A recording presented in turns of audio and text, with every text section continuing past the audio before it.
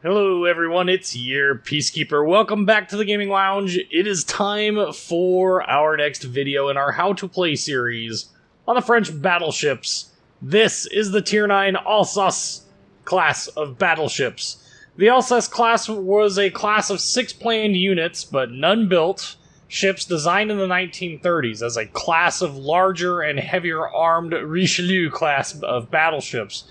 The class would either be armed by 8, 9, 12, 15-inch guns.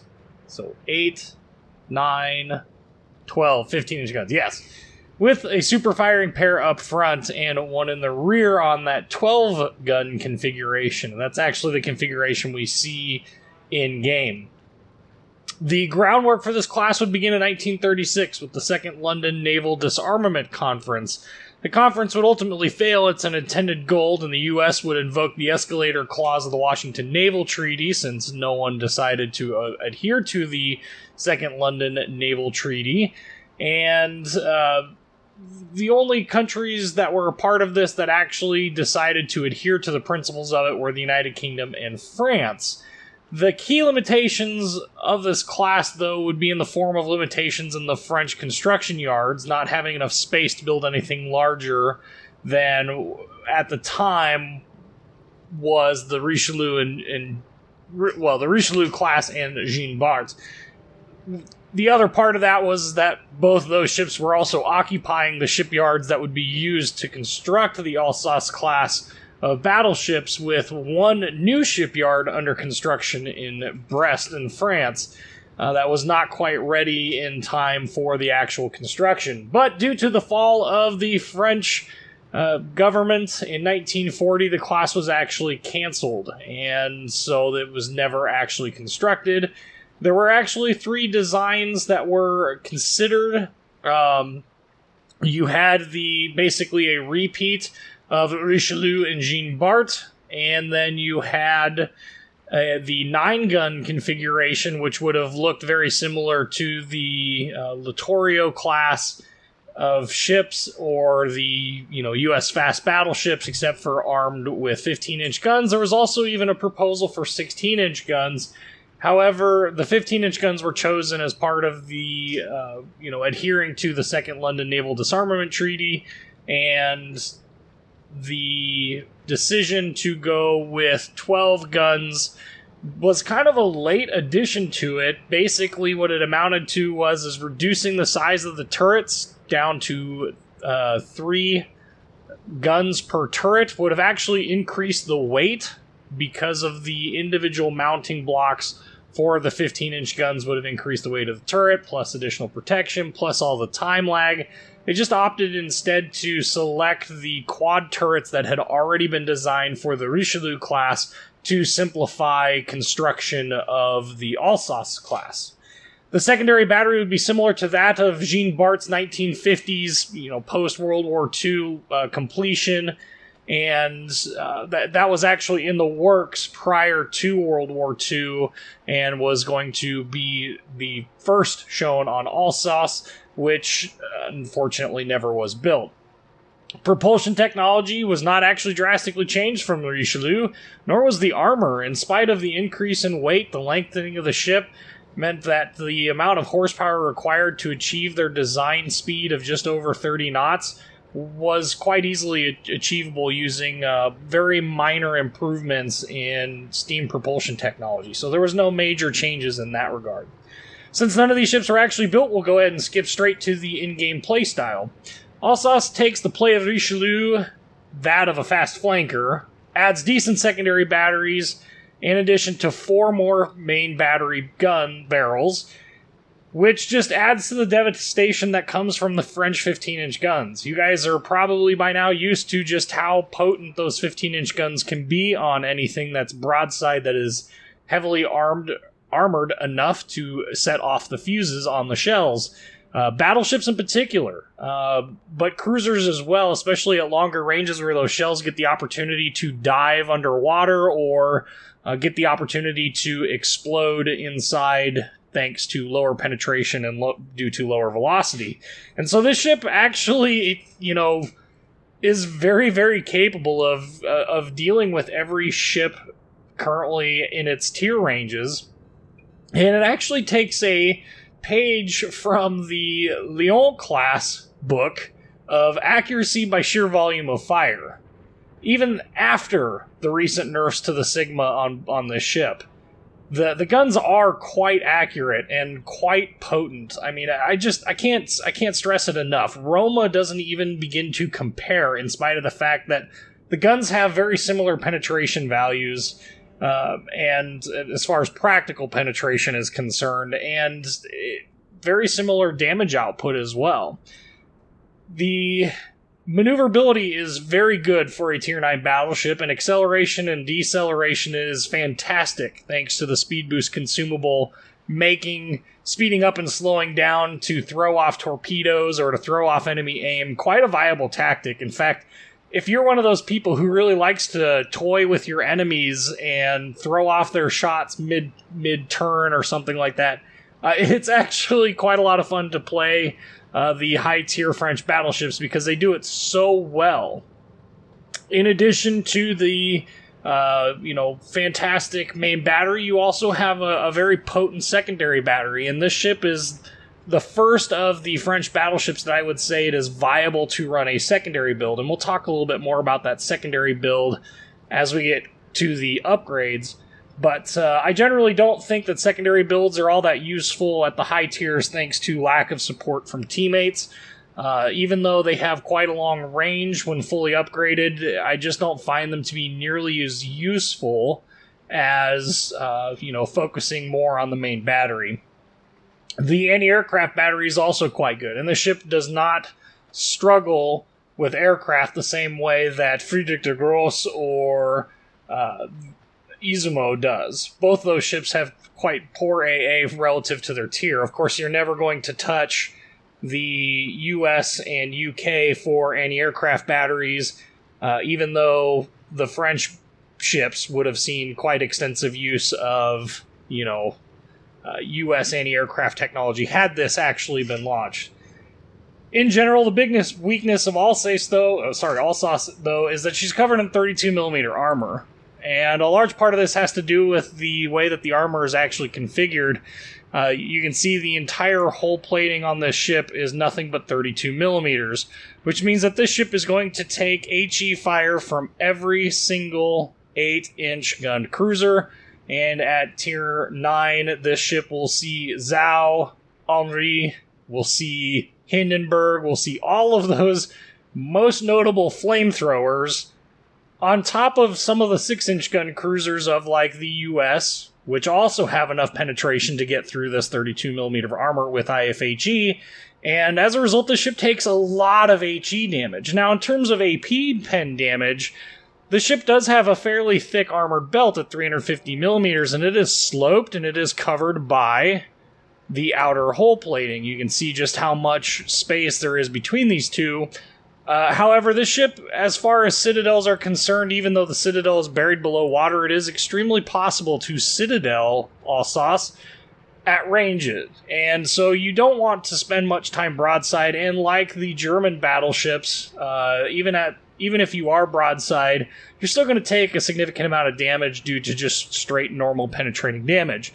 But unlike the German battleships, the actual turtleback armor scheme on this, the angle on the turtle back portion of it is steep enough that you can actually penetrate through that and the 50mm deck below it into the 50mm Citadel side armor.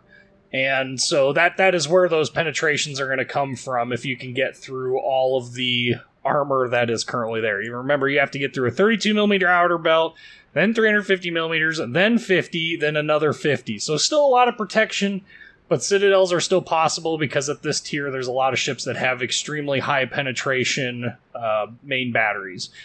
So that is something to keep in mind. Alright, let's talk about this ship's stats. In terms of hit points, Alsace has 74,700 hit points, a torpedo damage reduction of 45%, which is extremely high. I want to say third or fourth highest in the game. Don't quote me on that, but it's extremely high in this game.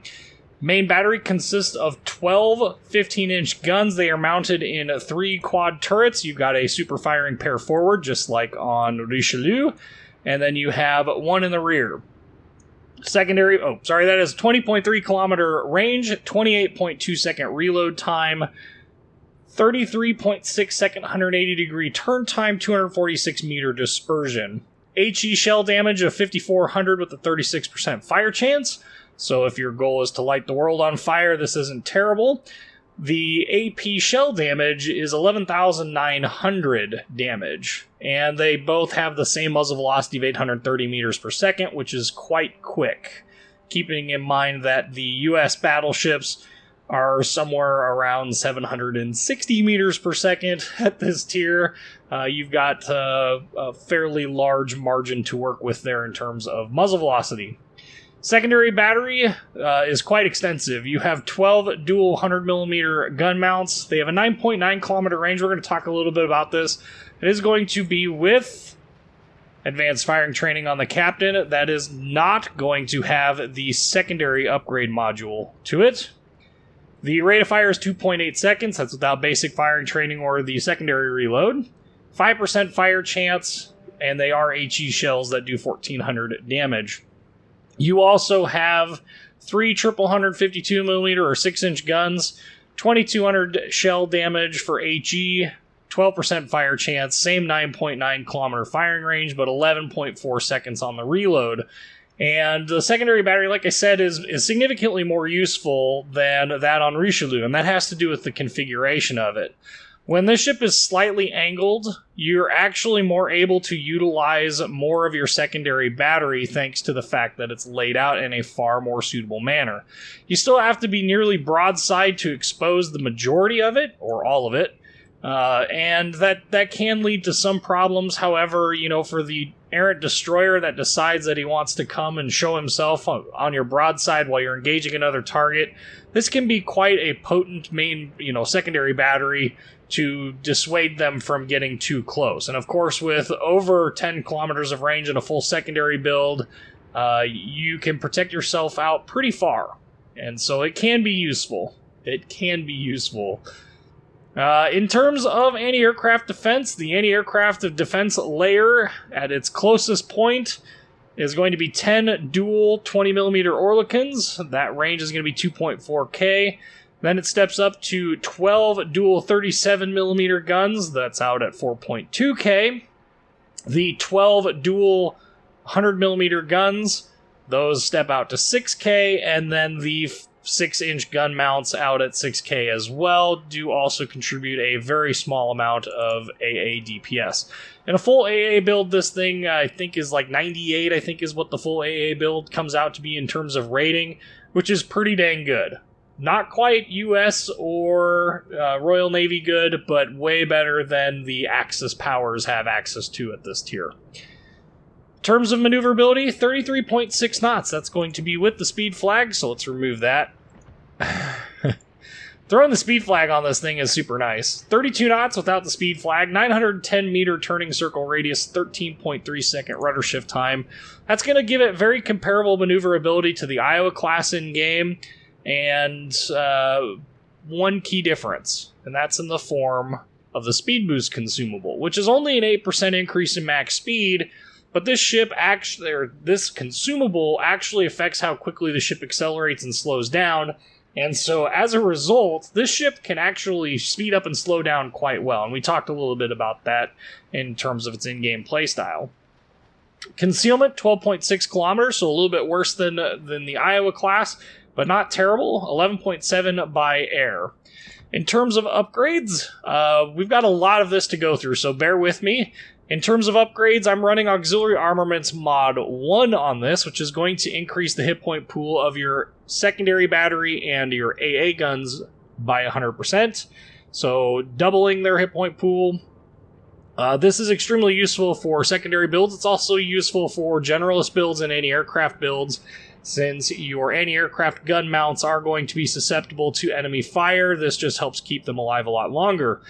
The other option is if you're going to spend a lot of time up close and personal brawling with enemy ships, I would highly recommend taking Main Armaments Mod 1 for the 20% reduction in the chance of your main battery being incapacitated, 50% increase in their hit points, as well as a 20% reduction in the time it takes to repair them. Those flat turret faces make these guns extremely easy to be taken out. In fact, that is probably one of the best ways to counter this class of ships. If you are in a close range engagement with one and they are bow on, aim at the guns. You will most likely make it through the front armor, which is only 430 millimeters thick. Most battleships at this tier will go clean through that quite easily.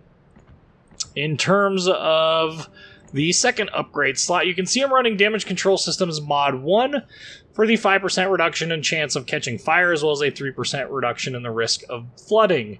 This is extremely useful for quite obvious reasons. The other two options available, Propulsion Mod 1 and Steering Gears Mod 1, in a battleship you just don't lose either your engine or your rudder often enough to justify taking this. Also, generally speaking, you'll have a repair party consumable up, and if you don't, well, then you've got enough armor to actually sit there and tank rounds for a little bit. So, I mean, these are a little less important, in my opinion, than Damage Control System Mod 1. In the third slot, this is where we have a couple of different options that we can go. I am personally running Aiming Systems Mod 1. This is going to give you a 7% reduction in the dispersion of the main battery. It's also going to increase the secondary battery firing range by 5% and decrease the dispersion of the secondary battery by 5%. Of course, for those of you who are secondary battery masochists and love secondary batteries and the fireworks they produce, Secondary Battery Mod 2 is a viable option. 20% increase in the secondary battery firing range, as well as a 20% reduction in the dispersion of the secondary battery. Now, I've kind of briefly touched on the reasons why I don't particularly care for secondaries at the high tier. Not enough support from your fellow teammates to really make this build work. I just don't find that the damage output is reliable enough to justify the expenditure in points when my main battery, in my opinion, is far more reliable at dealing damage. And so if you are one of those people who likes to do secondary builds, I would highly recommend that you consider constantly teaming up with friendlies to help you push. And if you do that, this ship is very, very good at pushing thanks to having, plenty thick bow armor to withstand 16-inch gunfire from enemy battleships, but it also has enough speed and maneuverability to actually push without too much issue. Of course, if you absolutely hate aircraft carriers and if they ever decide to make a comeback, there is AA Guns Mod 2 for the 20% increase in your AA battery firing range. That boosts your AA to 98 rating. But that's always an option if you are more concerned about aircraft carriers than you are about anything else. In the fourth slot, I am running Steering Gears Mod 2 for the 20% reduction in the rudder shift time. I could also see a good case being made for Damage Control Systems Mod 2, depending on how you wish to play this ship. If you are more the type of person that likes to play the mid-ranges, I could definitely see this being an option for you. This is going to decrease the time it takes to recover from a flood or extinguish a fire by 15%. In the fifth slot, I am running Concealment Systems Mod 1 for the 10% reduction in the detection range, as well as the 5% increase in the dispersion of shells fired at you. If you're going to play this ship as a brawling ship and use those secondaries, you could also run Target Acquisition Systems Mod 1, specifically for the 20% increase in the spotting range of torpedoes. The other two items on this are really not particularly useful. Spotting range increase by 20% isn't going to help you since you already can see further than you can shoot. And the assured acquisition range of enemy ships, this is dealing with the 2-kilometer automatic detection of enemy ships. This boosts it to 3 kilometers. Not particularly useful. Finally, in the last slot, you can see I'm running Main Battery Mod 3. 12% reduction in the reload time of the main battery. This gives us that sub 30 second reload time. Without it, it's 32 seconds. The downside to this is it does decrease the speed at which your turrets traverse by 13%. You could also run, if you hate aircraft carriers, you could run a AA Mod 3 for 25% increase in AA DPS, This will put you over 100% if you combine it with other anti-aircraft skills, so that's always a good news. Not that the AA rating itself is all that important, but the actual DPS itself is important. And for those of you who are secondary battery masochists, here you go, 20% reduction in your secondary battery loading time in Secondary Battery Mod 3. Okay, that's enough of talking about the ship in port. Let's go look at it in a battle video. Alright, so as we briefly talked about, Alsace is really a very strong flanking ship, meaning that it does really good when it can work on the flank of an enemy team, or more importantly on the broadsides of an enemy team.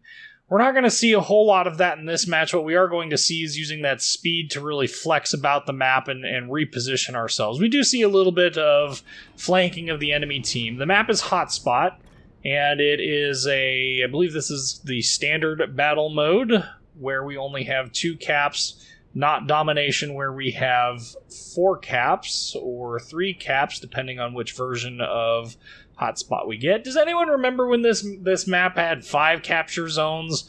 You know, you had 2 in the north, 2 in the south, and the 1 in the middle. That map design was interesting. This map this has been one of those many maps that's undergone a couple of really important changes that have made it way more playable. Anywho, so we have spawned on the west side of the map. This is probably my least favorite side of the map, mostly because it has everything to do with the open nature of it. However, we are in a battleship, so open nature isn't nearly as big of a disadvantage as it would be for, say, a cruiser like this Port Cleveland in front of us. We are in one of those ever rare Tier 7 through Tier 9 fights, and yeah, very interesting start with regards to our location and how things go. Also, Tier 7 fight and a Tier 9? Man, this is crazy. You don't see these matches too often. You really cherish them because you're top tier. That said, not much changes in the tactics for this ship when it is not top tier. So, no one really needs to worry too much about being up-tiered to Tier 10, which you will always be almost always be up-tiered to Tier 10, so, it is what it is. Okay, so we are going to head more towards the middle. My hope is, and it rarely happens, but sometimes you'll get lucky in these early parts of these games, you will see enemy battleships headed off to the far west, trying to work angles on ships headed towards the middle from our side. And so it just kind of depends on what the enemy team does. And that's with this map, it's all about being patient and really feeling out where the enemy's going to go. Don't take big risks if you can avoid it. That's true of every ship. Really, you shouldn't be taking big risks in any ship until the mid to late game anyway, but it just kind of depends. Every situation is different. Sometimes you can really exploit an opening in the enemy's team.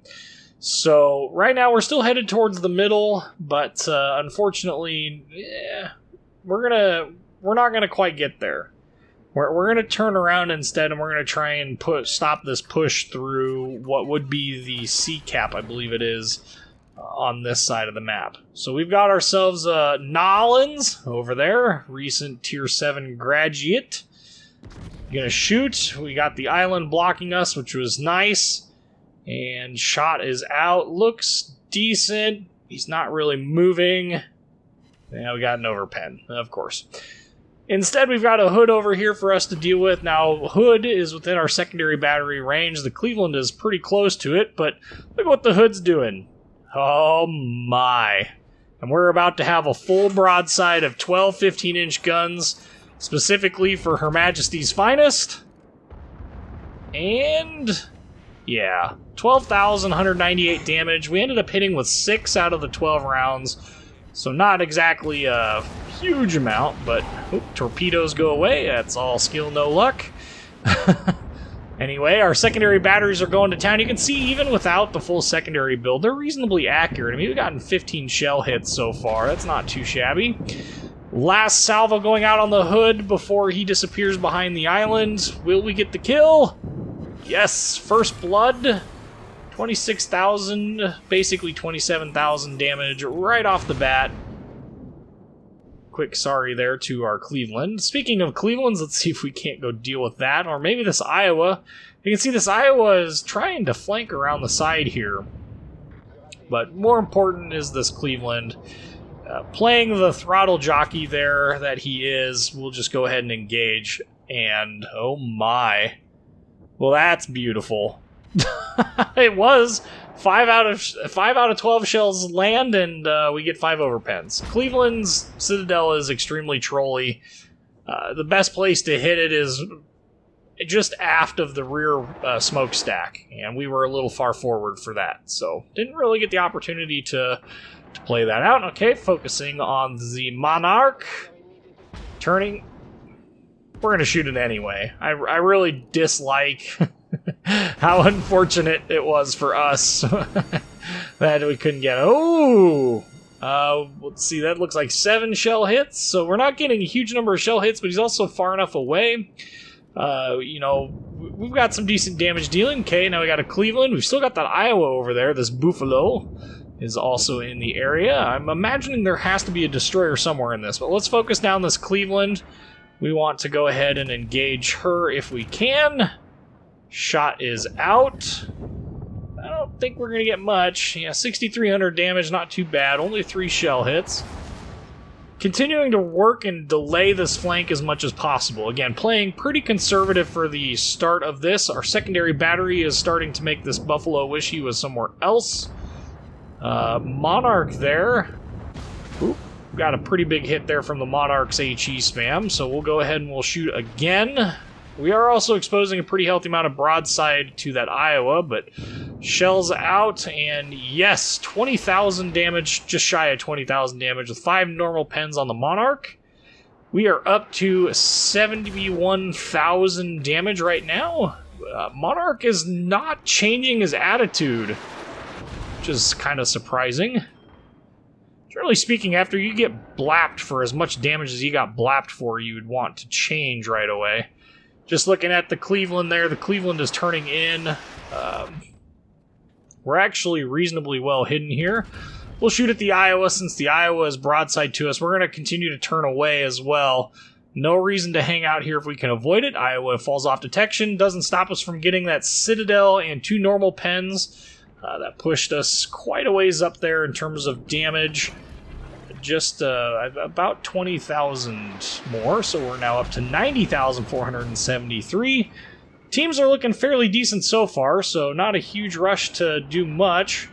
And looking at what the Iowa was doing on the minimap, turning in, of course, in-game dispersion. Oh, what is that? Oh, we got 1 normal pen and an overpen out of that. So now we're going to turn away and we're going to cycle our guns to the right side of the ship. I believe that to be the starboard side. And we're going to drop off detection for a little bit here so that we can repair. Oh my goodness, 2 fires and 1 salvo. American HE is so fantastic. And of course, the Cleveland is still just sending out round after round after round. When you've got a machine gun, why bother, right? So we're up to 91,663 damage. Already a pretty solid game for us. However, our team is starting to rapidly melt. So we need to work on, now that we've stopped the western flank, we're going to try and stop this push through the middle if we can. There are a couple of ships that are floating around in the area that are of concern. You know, the 2 Clevelands, okay, it is what it is. We'll just keep going. We'll see if maybe we can't remove some of them from the match. It'd be nice to remove all of them from the match because they are absolutely destroying our destroyers. Okay, Cleveland there, nearly dead. We've got a salvo out on him, not even detected. Salvo accuracy looking pretty good. And 2 normal pens. Gosh dang it. Accuracy by volume of fire can be absolutely fantastic when it works for you. You can see we played this ship in more of a mid-range role. It's part of the map setup doesn't really favor us for the, you know, really using our secondaries, but we do have 31 secondary battery hits. You know, 15 of those, 16 some odd of those were to that hood, and then the rest were to that Buffalo. And, you know, I think, for the most part, I think this has been a pretty decent match so far. And we're going to see some rapid changes in the way that this match plays. Now, our Nelson, our Akatsuki are pushing mid. There are some enemy ships there, of course, waiting for the... come on, there we go. We're going to shoot at this Cleveland. With 524 hit points, you need him out of this fight if we can. I'm glad that that salvo is out. I'm hoping it gets us this kill. Yes, we overled him just a little bit, but we got one shell thanks to the wonky dispersion system in this game, which is fantastic. So that brings us up to our second kill, 96,000 damage. Now to work on some of the other ships that are currently out at sea. Well, sea, literally. Well, it would be the sea cap. We're no longer detected. So this is a good sign. That means that none of the destroyers are nearby. This match is basically over, so it's a matter of you know, doing the best that we can to protect what ships that we have. Shot out there on the Cleveland, doing his turn, and we finish him off with 10,000 damage. So there's our third kill. The Iowa is still charging in, but briefly not detected. We are now at the middle, and we are now able to stop their advance. We've actually kind of evened out this match somewhat, and I think this is actually a fairly decent place for us to be. This is where a large part of the enemy destroyers are at, or we have no real way of spotting it. It appears that at least one of their destroyers is off in the cap in the far east. Actually, I think that's the C cap. I think this is the A cap where I'm at. Anyway, we're detected. That means destroyer in my language, because there's nothing else spotted. There is an Izumo. There is New Orleans, all the way over on the eastern side of the map, at least last seen. And for us, well, we've just got not very many good options at this point. Secondary batteries are quiet because he's just not in range, but we're just going to go ahead and we're going to sail as fast as we can. Don't think we're going to get much there. Nope, didn't get any. Doing the best that we possibly could do. Still detected. We have to choose between being broadside to the Iowa class, which we know is coming up through the channel in the middle portion there. Yep, told the Shiratsu to watch herself. Need a Katsuki to watch herself as well. But, hey look, we got an Iowa class that is basically broadside to us. Let's turn, and let's try and do some damage to him. Our secondary battery is going after the Moss. Another 8,000 damage to the Iowa, who is going to hit us. Just kidding. We did a pretty good job of trolling there. As soon as I saw that Moss, it was a matter of slamming on the brakes to try and avoid doing, eating some torpedoes, which thus far have not showed up.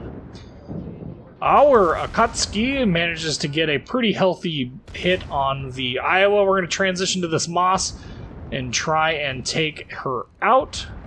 Now, Liebrecht Moss, I think, has an 8K torpedo range, so we don't have to worry too much about that. Our secondaries get us a Confederate. We also land a single normal pen for 3,300 damage on the Liebrecht Moss, who has 2K hit points left. Unfortunately, our Nelson ate a whole bunch of... No, it wasn't our Nelson that ate a whole bunch of torpedoes.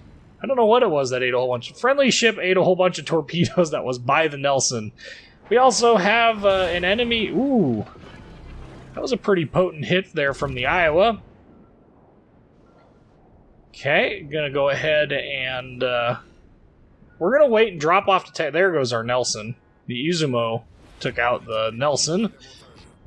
Okay, so we know that there is an enemy destroyer off to the east, and at this point the match is basically over. 124,000 damage. I ain't giving up just yet, though. What I should do is I should drop off detection. However, I am being detected by a destroyer, so that is not an option. So we are just going to go and we're going to focus on this Iowa, who is opening up and exposing her broadside to us. So we'll go ahead and shoot. Check our front there to make sure that we don't get any other damage. You can see 11,500 some odd damage. Took a lot of damage in this salvo. Just kidding.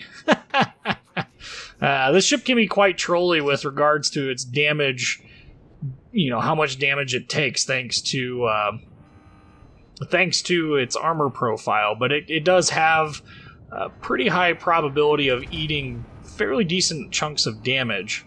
Okay, so fairly good shot grouping there, and down goes the Iowa. We have 4 kills, 139,919 damage.